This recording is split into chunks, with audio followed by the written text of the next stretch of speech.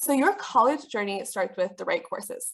Your teacher has an in-depth knowledge of which courses that exist at your school and can also help you dive into an area of the course that you want to pursue. So let's start with talking about your courses, and that starts from as early as freshman year, but it's also important as you go along in high school how you can narrow the focus of your courses towards a more specific area. So we always like to talk about in college admissions and college consulting, the role that you will play within the college that you apply to. And so we talk about how colleges aren't looking for a well-rounded applicant so much as a well-rounded class. And so they're looking for the person who's going to be the engineer, who's going to be the tuba player, who's going to be the organizer. And in your college admissions process, you're trying to figure out who you're going to be at college.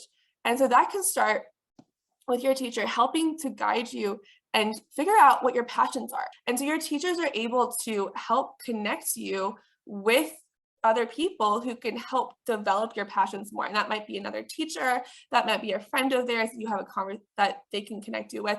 Another thing your teachers can do is to help you plan out your course list. So not only make connections with either their friends or other teachers that can help you go one step further in the projects that you're doing, but they can help you plan out your course load. And so something I like to work on with students is like a course plan that looks like this. And of course our counselors can help them work on this, but a lot of counselors are working so hard and they have so many responsibilities.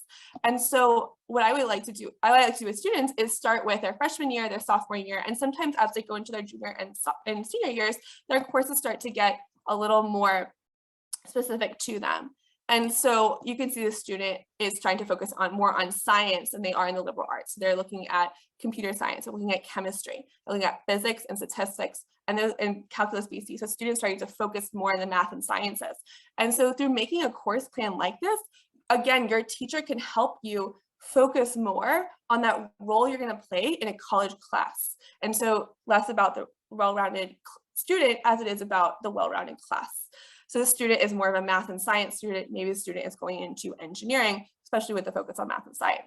Another way this is helpful is because of looking at the total number of GPA points out of 5.0, this student can help plan out maybe how their classes are going to affect their rank, which is also another important component, or can be another important component in the college admissions process. So something I really want to focus on with high school students, especially because I teach middle school students as well, is that our study skills need to level up from middle school. And so a book that I recommend to a lot of my students in making their GPA higher, and this is especially relevant as you start to get into junior and senior course load, where everything starts to get so much harder. Managing your course load, trying to be the best student possible, and it really emphasizes the point of using study guides to manage your work and do really well and get A's and go even further in your academic interest.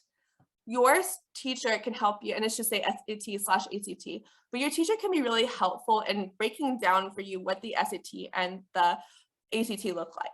And so the third thing a teacher can help you do is get familiar with the national recognition programs.